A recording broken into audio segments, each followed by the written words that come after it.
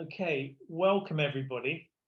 Welcome to the second Maths Anxiety Awareness Day webinar. This year we're going to do things a little bit different because we have a number of fantastic pre-recorded videos. We have a special guest with us, Tom Hunt, who was also on last year's webinar. And at the end of the videos and Tom's introduction, we're going to have a Q&A. So if you want to have anything to say, just put something in the chat and we'll take it from there and answer your questions in turn at the end. So just a couple of housekeeping points. Obviously, what I said before, we're going to keep the microphones off, please, until it's something that we ask a question or we want some input back. So that's okay. And the questions, if you put them in the chat, we'll take them in turn and try and do our best to answer as many as possible. As I said, it's going to be recorded and we're going to send out a copy or a link to everyone that registered so you can watch it again later. We'll be asking questions. The final thing I'd like to say on housekeeping is really need your feedback because we're going to be doing this every year now. We want to try and get better and better and do stuff that people are interested in and can respond to.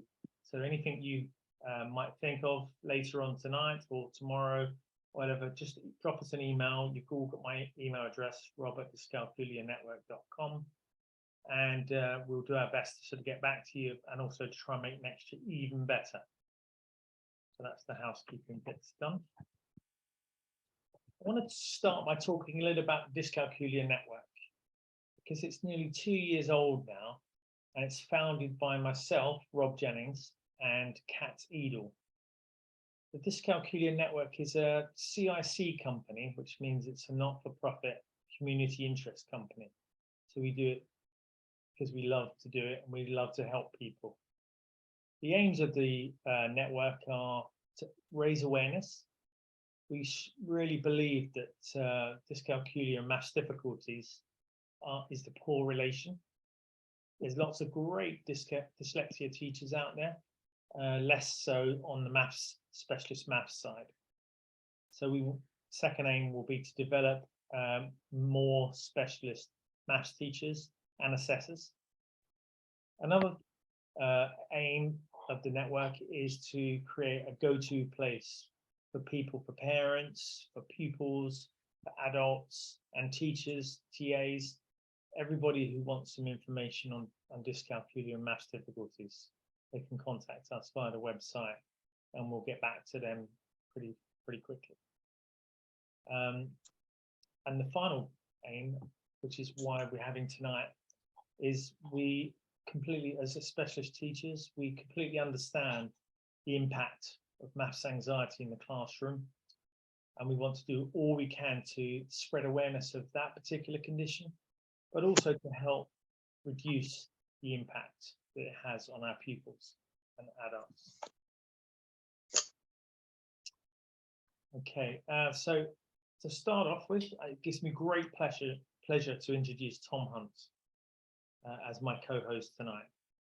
Tom is an associate professor in psychology at the University of Derby, and he leads the Maths Anxiety Research Group. He works with a range of academics and is a committee member of the Maths Anxiety Trust. He's currently involved in research that it measures maths anxiety. He also sort of looking into understanding how maths anxiety develops. Also how it relates to a range of other factors. And finally, perhaps most importantly, is how to reduce it. At the end of Tom's talk, there'll be a link that he provides us with, which is where we can all help on his help with some research that he's currently undertaking. So without further ado, Tom, welcome. Brilliant. Thank you for that, Rob. Lovely introduction. So I won't speak for too long because I know that there are obviously some other videos, but I'm just going to kind of begin with, I suppose, emphasising a few what I think are important points about maths anxiety. I would say, first of all, maths anxiety is very real, and I say that because we still get people who disagree with that that viewpoint, that it's you know, something that is perhaps just part of a general anxiety, or it's part of a, you know, a test anxiety. And I can say with some certainty that there's enough research now that really separates maths anxiety from those other psychological constructs. So it's very much a real thing. This is something that anecdotally, you know, people are aware of, but also in terms of empirical evidence, like I say, there is that separation from other anxieties. But also there is almost the physical evidence as well. So there's an increasing body of research that really demonstrates you know, kind of differential brain activity in response to or in relation to different levels of maths anxiety, but also psychophysiologically as well, in terms of you know, the sympathetic nervous system response, the stress response. That's very much something that you observe amongst those who are highly maths anxious. So I can say, you know, like I say, with some certainty, this is a real thing. The other thing to say is, you know, the importance of maths anxiety and how it affects people. So I've already mentioned that sort of stress response that people can experience, but there is a, you know, a consequence to that, which is really poor performance or underperformance in mathematics, and particularly more kind of high stakes or high pressured scenarios, such as exams. But also we see a general relationship with avoidance, which again, naturally you would expect to see with an anxiety. There's an avoidance of the thing that actually creates that stress response. So straight away, you can imagine that, you know, this is something that is quite reciprocal in terms of a negative feedback loop in a way. This idea of underperformance kind of feeding into general negative beliefs about maths, maybe negative self-beliefs as well, which in turn impact, like I say, you know, behavior. And that might be engagement with maths, it might be a disengagement from homework, it might be inattention in the classroom, which again kind of feeds into poor preparation and ultimately poor performance. So this is a very difficult cycle to break, and it's certainly not the case that you know, it's always the case, for example, that maths anxiety comes first, or poor performance comes first. You know, these are things that often go hand in hand, and seemingly maths anxiety can start from quite a young age as well, which makes it increasingly tricky to try and to measure this and understand exactly, you know, how it starts, let alone when. So I think, as I say, this is a real thing. It has important consequences, but also it has important long-term consequences as well, because if we know that maths anxiety impacts performance, overall attainment, general engagement and willingness to study maths further, and even to take on jobs that involve maths, naturally this is going to have long-term consequences for a person and also society, if we look at things from a societal viewpoint. So there's research to link you know, poor maths attainment with a range of you know, country level, national level outcomes as well, and that's on top of individual things such as how much somebody might earn, for example. So there's the kind of immediate concern in terms of, you know, what goes on in the classroom. There's that kind of short-term impact in terms of performance, willingness to study, but those longer-term impacts as well that we know come from avoidance and poor attainment. So I'm not going to talk too much more than that, because I appreciate that there's some videos, but there will be plenty of time at the end for questions, and hopefully we can talk through some of this stuff in a little bit more depth. Thank you, Tom. That was great. So the first of our videos tonight is from a young person. Scarlet is a dyscalculic, but she's fortunate to have Kat as a teacher to help her get over some of these challenges. So in the video, Scarlet will be talking about the impact that maths anxiety has on a young person. So I'm going to share my screen. And hopefully that's, I'm going to make it as wide as I can. 1 second.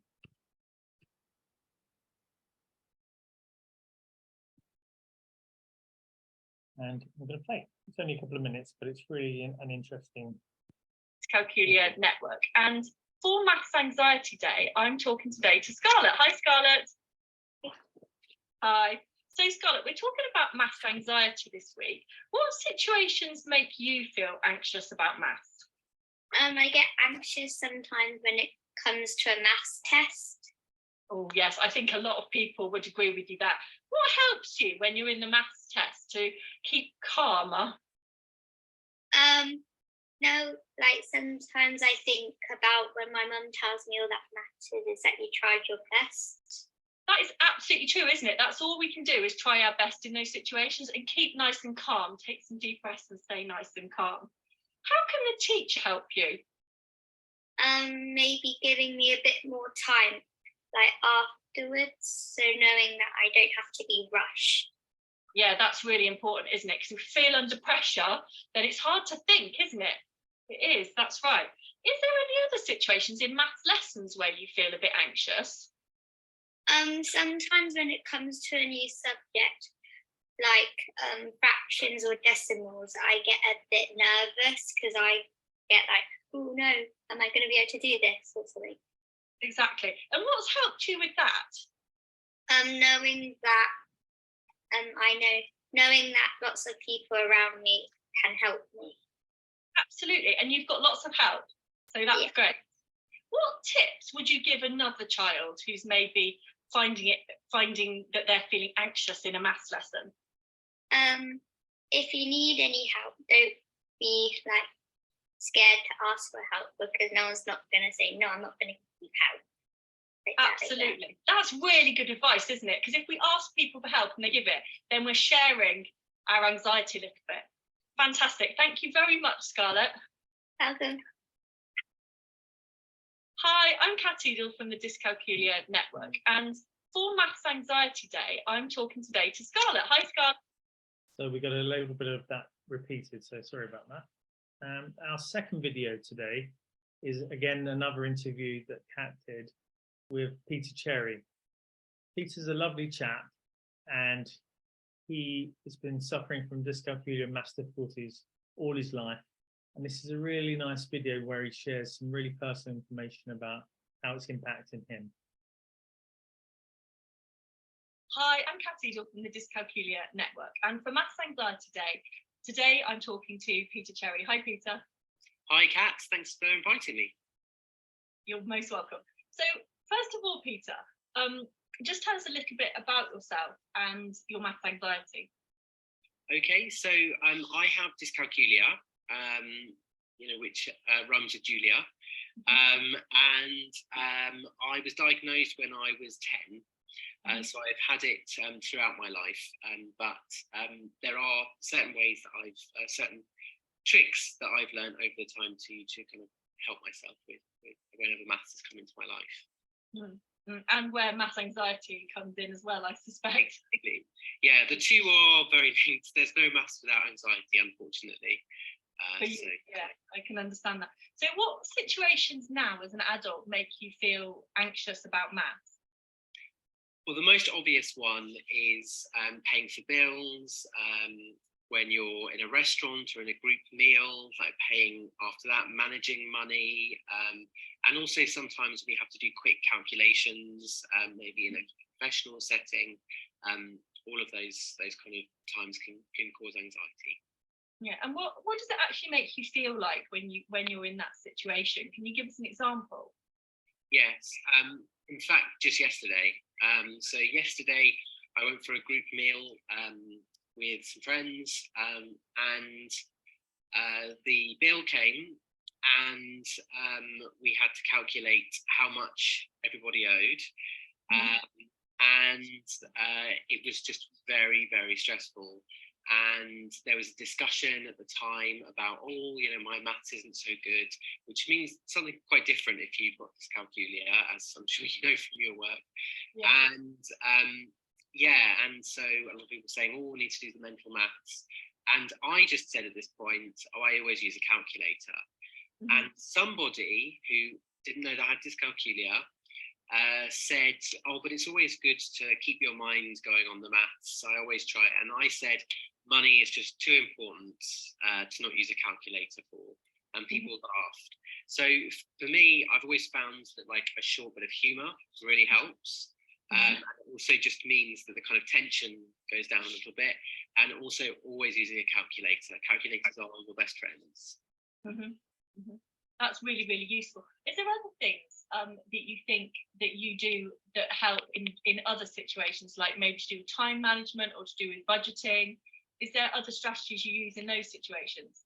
Yeah, so that's actually another thing. Time management is really, really difficult for me. I really struggle being on time for things, and I often miscalculate how much time I'm going to need to do something. Unfortunately, it's generally the way that it makes me late rather than early.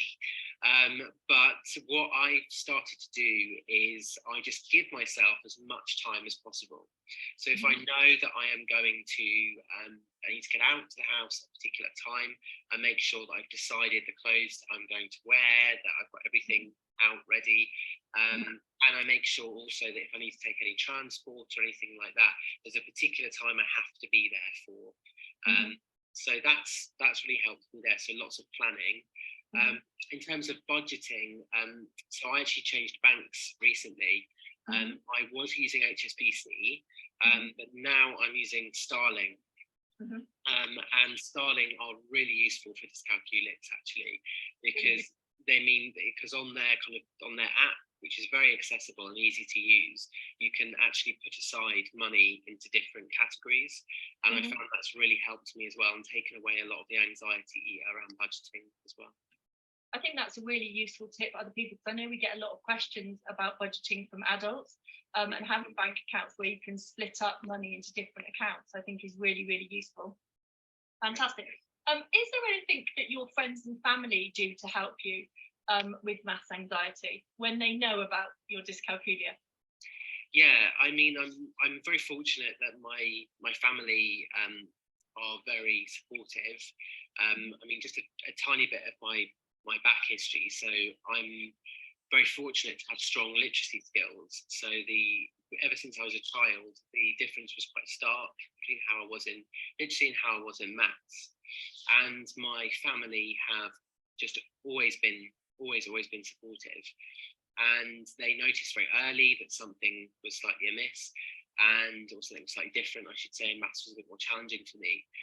And to this day, what they do is they will always check over, particularly if there's something I'm a bit anxious about, often with money.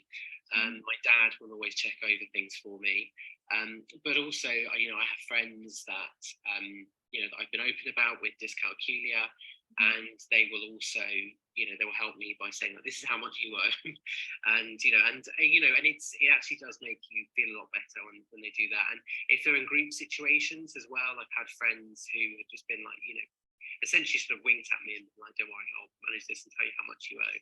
And that's really, really helpful if you've got dyscalculia, or in fact, if you've got any maths anxiety. Brilliant. Thank you ever so much for sharing some of your experience today. You're very welcome.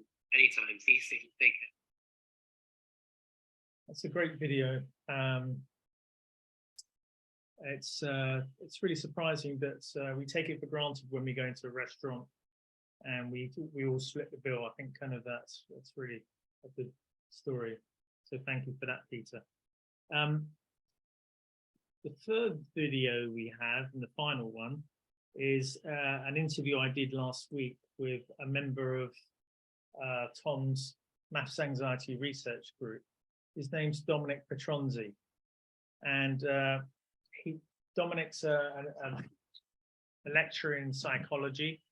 His PhD was focused on exploring and understanding how maths anxiety develops in children and what contributes to that maths anxiety. And his work led to a really good, reliable measure of maths anxiety for children, especially the young age group. Tom will speak towards the end, where he'll give us a link to the University of Derby Maths Anxiety Research Group resources page on his website, which is fantastic and contains a lot of useful information. And for teachers and parents, there's also a little way of checking to see how maths anxious the individual is. And you can download it from there, follow the instructions, and it'll give you an instant guide to sort of how anxious that person is. So Don was involved in that development. He's also really recently involved in a project exploring storybooks, like a storybook approach to sort of early maths tuition, so that he's seen to sort of see what emotional regulation that comes up with, and it's a really good novel approach to sort of that early years maths teaching. So watch that space on that with Dominic and the group at Derby. So I'm going to play the video now. Hello there. I'm delighted to have Dominic Petronzi from the University of Derby with us today to talk and to answer some questions about maths anxiety. This is for the Maths Anxiety Awareness Day, it's going to be on Thursday the 10th of November, and actually will be on that day too. So welcome, Dom. Thank you for having me. So we've got a number of questions today. So the first question I want to ask you is, can you tell us a little bit about yourself and about your work, please? Sure. So I'm currently a lecturer in psychology at the University of Derby with a focus on psychology and education and social and developmental psychology on our online BSc and MSc programs. My research area is maths anxiety, and I began researching this in my final year as an undergraduate and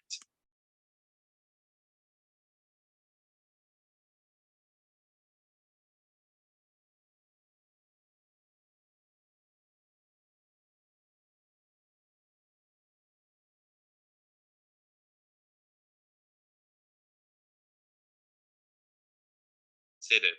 And the main outcome of that work was the development of the Children's Maths Anxiety Scale UK, or the CMAS UK for short, which was a valid and reliable assessment scale that can help educators in measuring and identifying signs of maths anxiety in their pupils.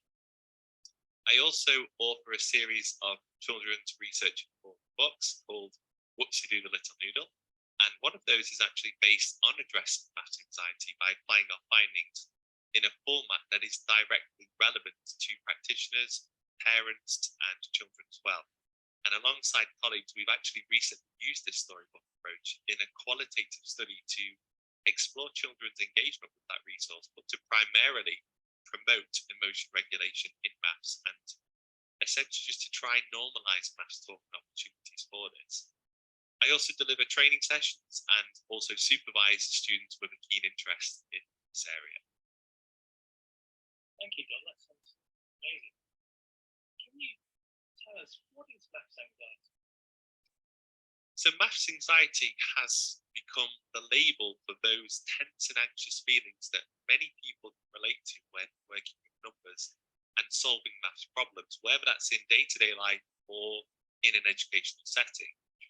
Given what we know about the impact of maths anxiety, it is accepted as a performance-based anxiety, so it's linked to physiological arousal. So a person may experience, for example, sweaty palms or increased heart rate. And maths anxiety is also linked to negative thoughts, and these might be worrying about failing or perhaps concern about being negatively judged, and these act as a distraction for someone so that they have less cognitive capacity to devote to the maths task. So maths anxiety can place a person in a cognitively passive state and particularly impacts those who might already be struggling with the subject.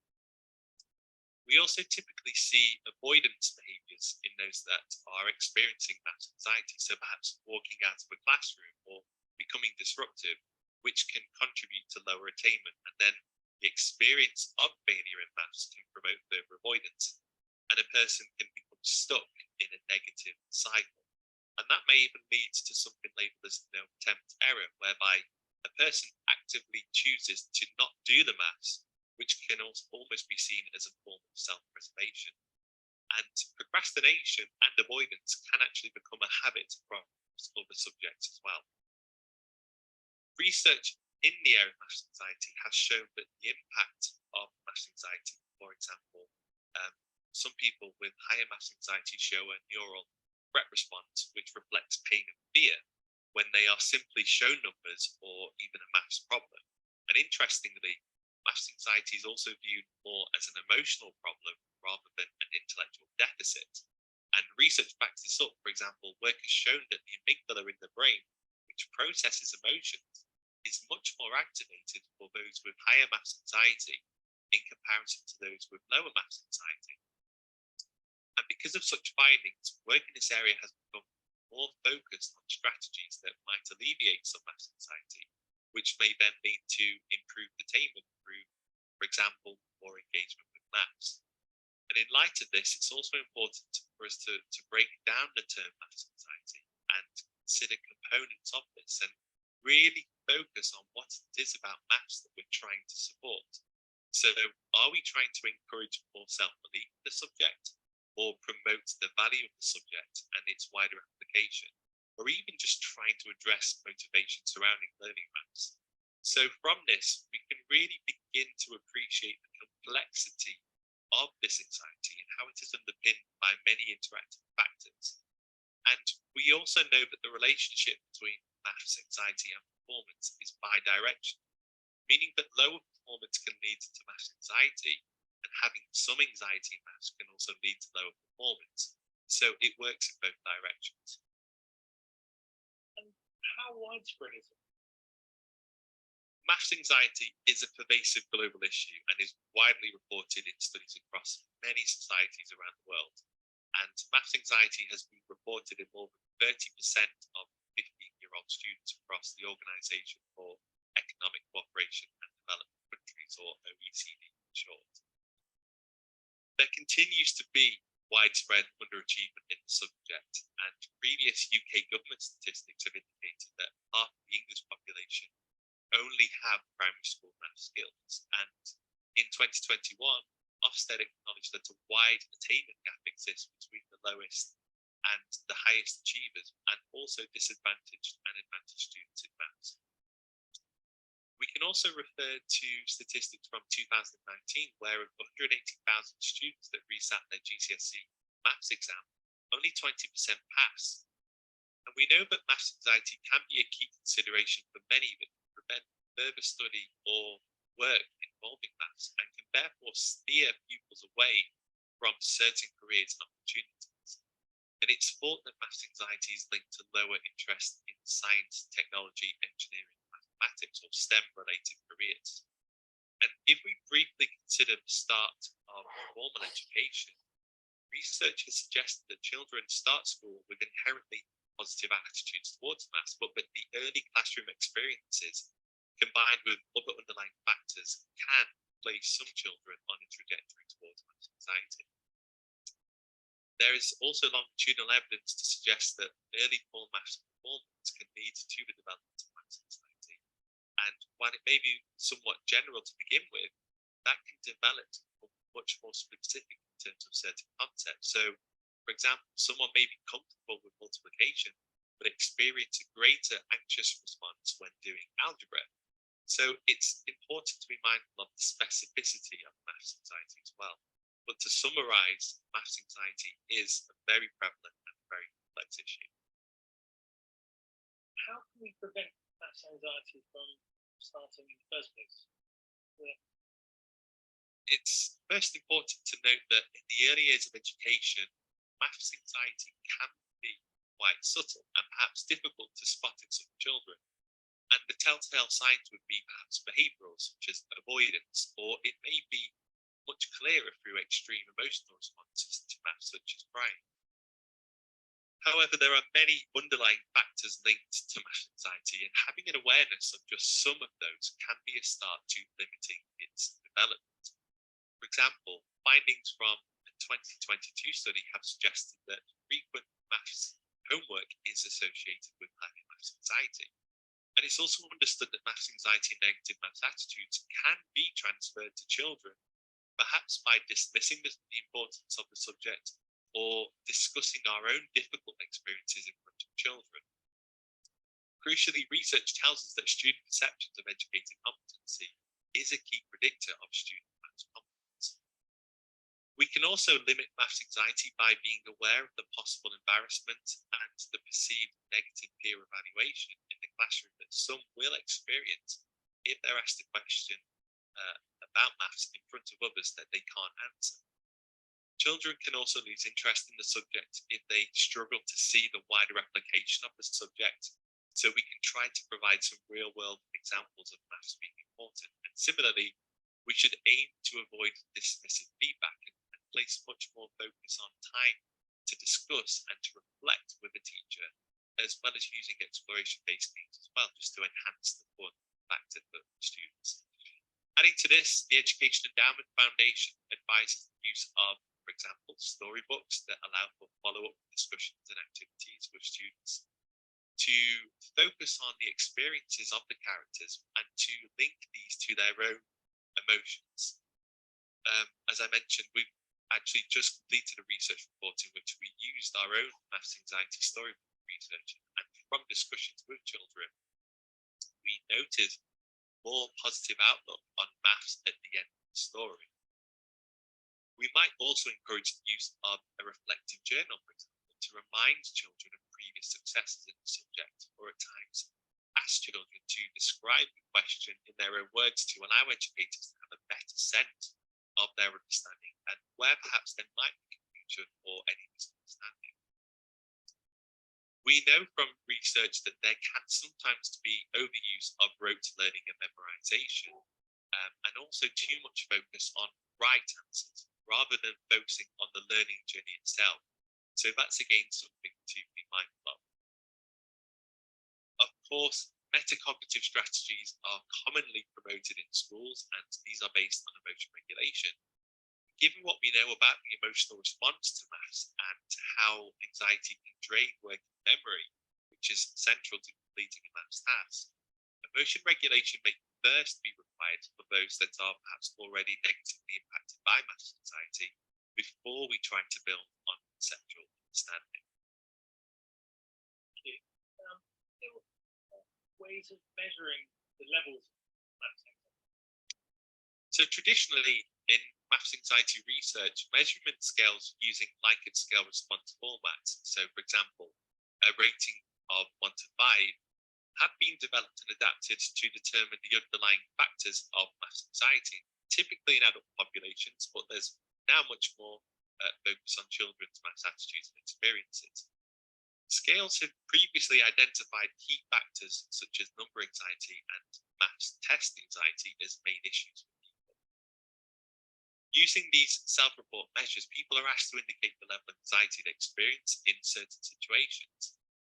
However, scales have not always been applicable to the experiences of children in terms of questions and response formats, and so these have had to be adapted accordingly, including our own Children's Maths Anxiety Scale UK, which consists of 19 questions that refer to day-to-day maths situations that may cause anxiety for children that are typically aged 4 to 7 years. Prior to this work, a scale to measure the experiences of children as young as 4 years of age did not exist, so this was something that we wanted to address. And for each question on the CMAS UK, children can place a circle around the face or the emoji, which describes how they feel in relation to the situation, and then this is scored accordingly. The scale is by no means diagnostic, but it is intended to give an indication of children's feelings and attitudes towards maths to better inform educators so that they can support the child accordingly. A maths anxiety scale is considered to be valid and reliable if it is also aligned with performance scores. So if a person self-reports higher maths anxiety on the scale, we would anticipate lower attainment scores, and this was also found with our scale. Can you give any tips for a learner, both a pupil or an adult, who's experiencing maths anxiety? So I think it's very important to talk about any maths difficulties with teachers, peers or parents or carers, as this can lead to support and understanding and can remove a sense of isolation that is typically associated with anxiety.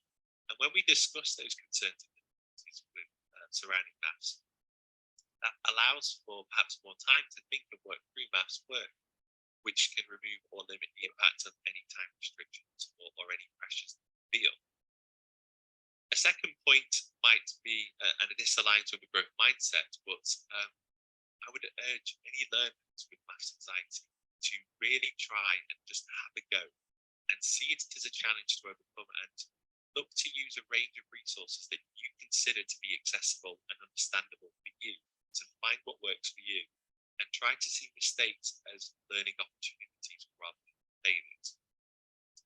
A third point would be, and although much easier said than done, to try and avoid comparing yourself to others.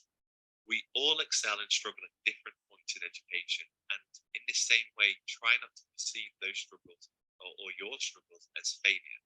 And this links back to challenging yourself and viewing those setbacks as something to overcome. Also, perhaps keeping a journal of your progress, your success, and your difficulties can be a useful way to track and manage your own learning, and can also be a reminder for clear learning targets and your previous successes, which can be especially important at times when we are perhaps struggling a little bit. The next point would be learning and applying maths concepts. These are like building blocks, and so setting yourself manageable and achievable targets works well here. To be able to do more advanced maths typically requires us to have those more foundational knowledge in place. So make these small building blocks your smaller and achievable goals. And don't forget to use resources here to help you concrete understanding as well. Can you provide any tips for teachers or parents that help with the maths anxiety? Many adults can recall difficult maths experiences, perhaps that are framed around their time in school. However, try to move forward from these and develop a new relationship with maths. If you return to learning maths as an adult, you may sometimes surprise yourself with just how much you know. And this links to reappraisal, whereby we can try to change our outlook from, for example, I can't do maths or I can never do maths, to I may have struggled before, but I can still develop my maths skills now.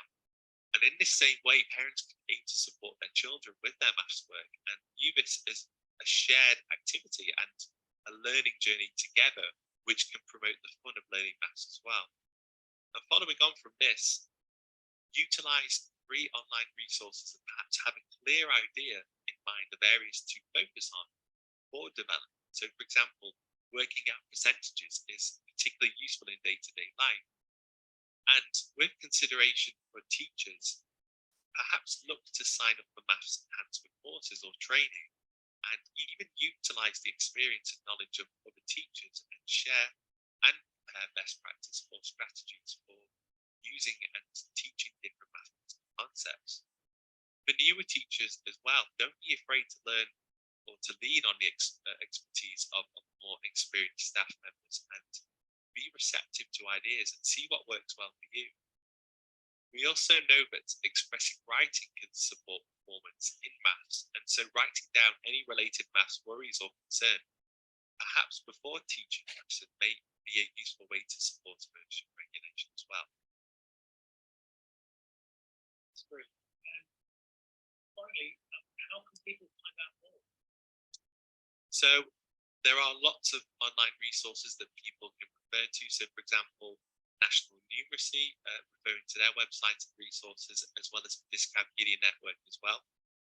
We at the University of Derby, as part of our Maths Anxiety Research Group, also created a free crash course in maths anxiety, and that can be found on our Maths Anxiety Research Group website as well. But do check out lots of online resources. There's lots of information about maths anxiety out there now. It is such a well-researched area that there are lots of resources and good advice to support learners, teachers and parents that want to perhaps know a little bit more about this and even know their own experiences on the subject. Thank you, John. That was fantastic. And we'll put all of those links you suggested on the next video when it goes on. Thank you again. Thank you, Rob. Wow. Quite a lot of information to take in there. I'm delighted to have Dominic Petronzi from the University of Derby with us today. Seeing that a second time. And stop sharing. Okay. I noticed that within the chat we have some questions now, so I'm just going to load those up. Tom, would you mind answering one for me? Sure, yeah. Just to add, I've added the link to our Maths Anxiety Research Group web pages that basically contain some of those scales that Don was referring to. So there's the Children's Maths Anxiety Scale UK, which, as Don was saying, is designed for quite young children, really, kind of 4 to 7 years of age. Just a quick point on that. Often within that younger age group, particularly the lower age, we kind of recommend that teachers support children whilst they're completing that scale. They might need a little bit of assistance, particularly when it comes to actually reading or understanding some of the items. But yeah, that's, like Dom said, that's quite a different scale to lots of the ones out there because of the target group that we're focusing on there. But there are other scales as well. There's the Maths Anxiety Scale UK, which is for adults. There's a much more specific maths anxiety one for adults, which is anxiety in response to different types of maths problems rather than just kind of maths as a whole. So that can be quite useful, particularly for children who might be at kind of GCSE level. So I think that would be quite useful for teachers of that age group. And also an anxiety scale for teachers around their own anxieties, their own maths anxiety or anxiety around teaching maths, a relatively new development in the field. And I'll talk a little bit more about that shortly. And also a recent addition, which is a measure of people's appraisal of their past experiences of maths. And I can see there's a couple of other points. I'm just going to kind of talk a little bit about that because it's a new development or newish development that we've published recently. And this is based on the idea that having an anxiety can sometimes, I suppose, cloud your view of a particular topic or the thing that you're anxious of. And we know from more generalized anxiety that it carries intrusive thoughts, often a negative perception sometimes of the world. In the case of maths, a negative perception of the subject. And what we were interested in with this study that eventually led to this new scale is how people might appraise their past experiences of maths. So this is very different to whether that experience objectively was a positive experience or a negative experience. What's important is how that individual person views those past experiences.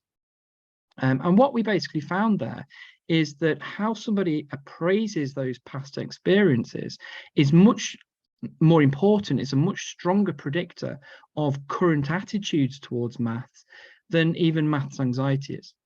So this really emphasized, first of all, the relationship with anxiety. So there's a very strong link there. The more anxious you are about maths, the more negatively you will appraise your past experiences. But it's the appraisals themselves that really predict how you feel about maths, at this moment.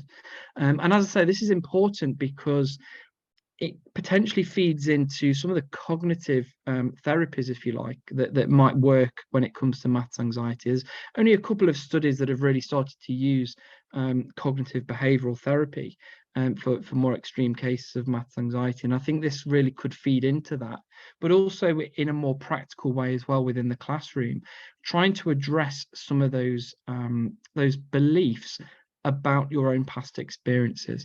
So is it, for example, that you have a student who says, I did terrible on the exam last year, for example, whereas objectively you might be able to look at their performance and say, actually, in relation to everybody else, first of all, it wasn't that poor, but also maybe in relation to your own progression, you've actually done pretty well. You've progressed, considerably. So you can start to challenge some of those beliefs at an individual level. So, and like I say, there is a scale to measure those appraisals of past experiences, and it was designed with adults in mind. But I think the next step would be to look at modifying that for potentially a younger age group as well. So I can see there's some other points in there as well. And Mark, you've added quite a few. So we had links. a question. Sorry, we had a question about teacher training. Do you think there's enough emphasis within teacher training about maths and maths anxiety? Yeah, I think it's a really good point. In terms of teacher training, this is, again, anecdotally something that that is an issue. If you speak to program leaders of teacher training programs, they will identify lots of students who are generally maths anxious, but also very anxious about the teaching of maths. And this is a subtle distinction as well. This kind of more generalized maths anxiety versus an anxiety that's specific to the teaching of maths. And of course the two are strongly correlated, but they are slightly separable. And I think what we probably need now is just to kind of start that conversation, really, or to get the ball rolling with that conversation about maths anxiety within teachers themselves. These might be qualified teachers, but also at that early stage, really, to sort of tackle it head on, and to sort of get around the taboo in a way, in terms of not wanting to talk about these issues. I think this is something that many teachers, trainee teachers, will feel maybe some shame about. They may feel as though there are expectations about their maths ability, their maths attainment, and I think to actually admit, to acknowledge, to open up about your own low confidence, or some of the issues you might have, even within maybe specific domains. And this might not be an issue to do with maths as a whole, but you might have confidence issues within particular areas of maths, for instance. This is something that needs to be addressed, certainly within those teacher training programs. And I think part of the issue at the moment is that there is very limited empirical evidence. Like I say, there's the anecdotal evidence. There'll be plenty of people that will say, yes, we have students who experience this anxiety training to be teachers, but in terms of empirical evidence, there is really just a handful of studies that evidence that. And I think particularly when we look at the UK, it's very difficult to sort of pin down that empirical evidence to say, this is the extent of the issue, and particularly when it comes to that distinction between broader maths anxiety and anxiety about the teaching of maths. And we published a study a couple of years ago which involved around about 100 to 200 primary school teachers, and it was quite a simple survey, but we this was when we basically tried to validate the maths teaching anxiety scale. And we found, on the whole, a fairly positive picture. And I think that's important to point out, that the majority of primary school teachers, within our survey at least, didn't have particularly high levels of anxiety around teaching maths. But what was important was a significant minority, in a way. So there was enough people who scored highly on the scale to suggest this is something that is in need of addressing. And of course, these are teachers who are still within the profession as well. This potentially excludes those teachers who, for potentially other reasons as well, have left the profession. And it might well be that anxiety and stress around teaching maths could contribute to that. But again, that's something that we need to investigate further. So, sorry, Rob. No, I was just, we've got another question just come in from Rachel Lewis, who says, what impact, I mean, she said she sits through lots of parent evenings, and what impact do you think a parent saying, oh, don't worry about the maths, I've never been good at maths myself, what impact does things like that have on the learner, on the pupil? Yeah, I think it does have a big impact. I think, again, anecdotally, this is something that we hear time and time again. It is, again, a slightly gendered thing, in that we see fairly consistent differences between men and women, where women generally report higher levels of maths anxiety. And there's a debate around the extent of that difference, and whether it's a real difference as well, whether it's just that women are more likely to report that, and whether mums, parents, for example, are more likely to just open up to having that low confidence, for example. Maybe not, maybe men aren't as willing to admit. It's hard to say, but either way, it's certainly something that I think is very powerful in terms of that message and how it might impact a pupil's own self-beliefs. So particularly if that pupil already is struggling, I think if they're struggling in terms of their own self-beliefs, so they might have low self-efficacy, a low mathematical self-concept, low resilience, and then, you know, if you were to hear that sort of negative message, it can reinforce those self-beliefs. So I think it's a real challenge, you know, if you're on the one hand trying to talk about maths in obviously such a positive way, and you're trying to address some of those important concepts like resilience, but then you're hearing those messages on the other hand, and you know that is a difficult thing to address. And I think, you know, one way to go about it would be to engage with parents and have that conversation, but in a way that doesn't target individuals, obviously, you know, because it can be a difficult conversation to have. So a more kind of general you know, parental engagement event can be quite useful in that way, where you can talk about some of the issues with that kind of messaging. But often, even with that, part of the difficulty is engaging all the parents that you know really want to engage. So it is a tricky one. But I think, you know, even talking about these issues within the classroom, and maybe, you know, talking to pupils themselves about the importance of the messages that they're hearing, might get them to just kind of recognize and think about, you know, at a conscious level, what's going on around them, and to really think about the messages that they're hearing, and maybe the influence that those messages might be having. Thank you. One of the points I took out of Dom's video was the impact that too much homework has on the individual. Can you give us some information, some feedback on that point? Yeah, it's a contentious issue, and I think, again, it's one of those ones where we do still need a bit more evidence on it to really understand the issue. There's a huge variation in school practices, as I'm sure you know people are aware of. Just in my kind of local area a few years ago, I did a very kind of informal activity looking on school websites in terms of their policies around homework. I was quite surprised at how much variation there was. So on the, you know, the one extreme, a complete sort of we don't believe in homework. We don't subscribe to that idea that homework is something that everybody should be doing, versus you know, very kind of regimented, very you know, strict policies on the other hand, which might be, you know, frequent homework every night. It might be 5 minutes, 10 minutes a night, for example. So there are very clearly different opinions in terms of the value of homework. And I think, you know, part of that idea of maths homework is around that sort of intensity. It's about the frequency, that repetition, you know, rehearsal of information, which has been shown to some extent to improve maths attainment. But it needs to be done in the right way.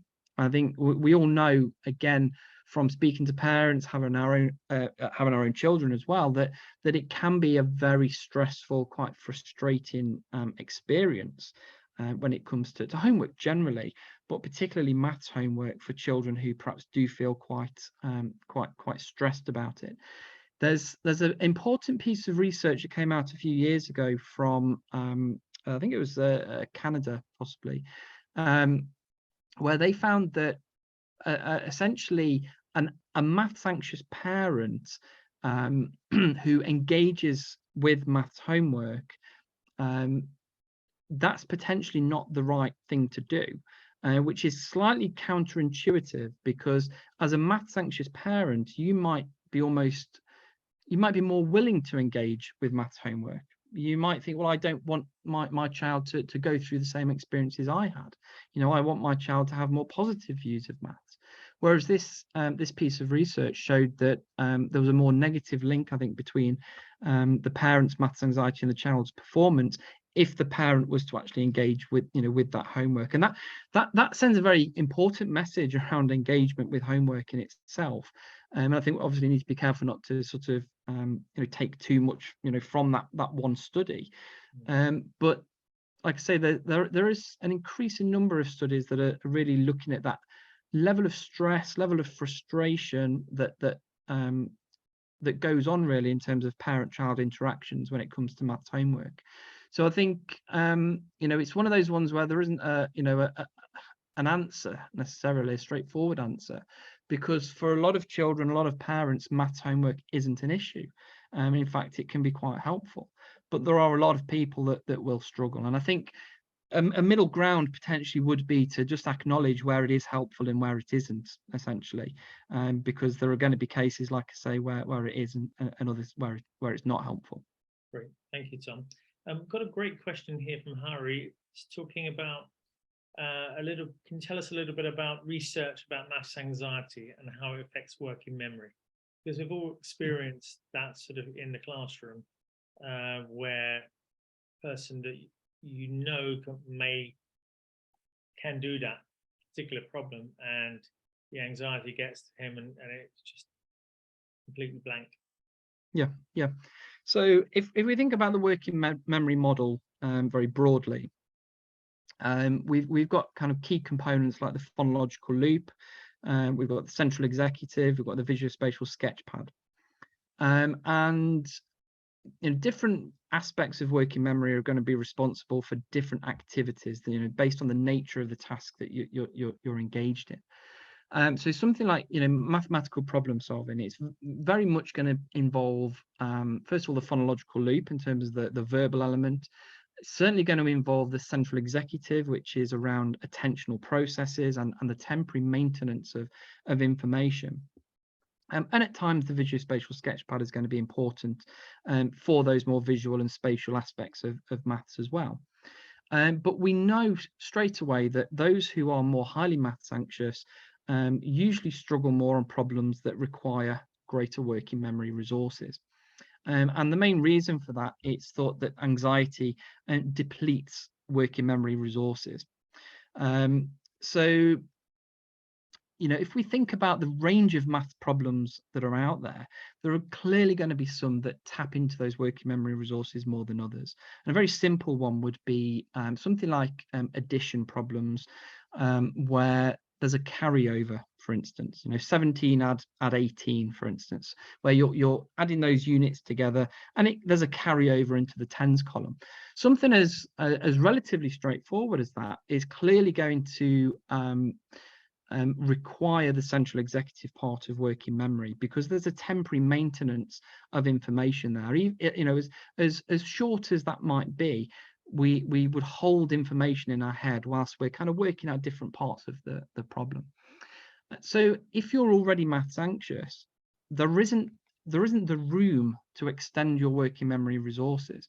So this is why we see a consistent impact of maths anxiety on performance when it comes to those kinds of problems, the ones that require working memory.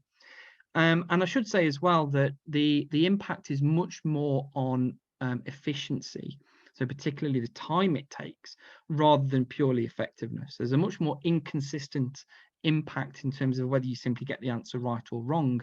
There's often more of an impact on the time it takes.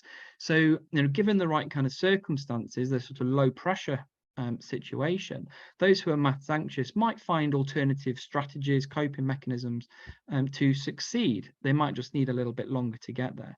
So this is why we often see in highly time pressured situations where there isn't that time allowed to take that little bit longer or use those more prolonged methods. This is where things fall apart and panic will set in. But there's a clear impact there in terms of working memory, and people will often liken high maths anxiety to almost what's called a dual task paradigm. So if you're having to do two tasks that are of the same kind of nature at the same time, your performance is nearly always going to be poorer than if you were just doing the one task. So maths anxiety, it's almost like having an extra task going on in your head because of the intrusive thoughts and the worries and so on that's going on.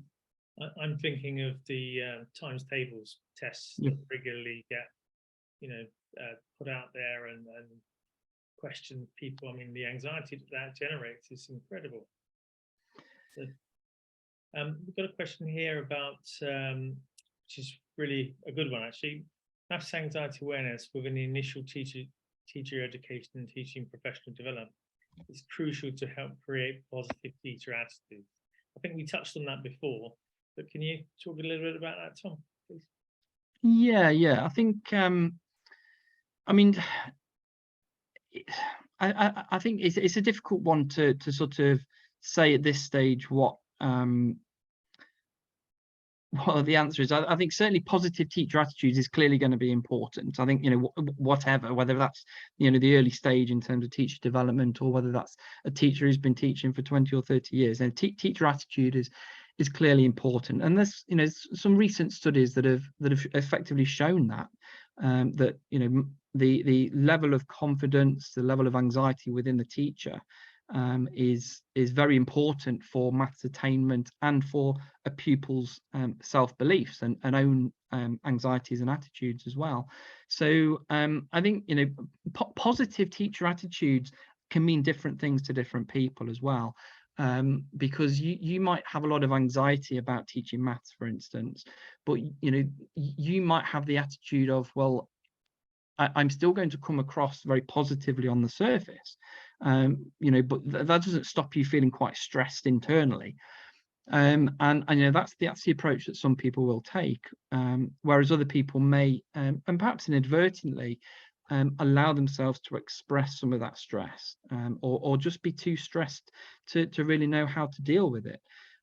So I think, yeah, you know, positive attitudes is important, but I think it's important to think as well what that really means, you know, in terms of motivation, or, you know, expressing kind of joy for maths. You know, this is very different to, I think, you know, how you might handle your own anxieties.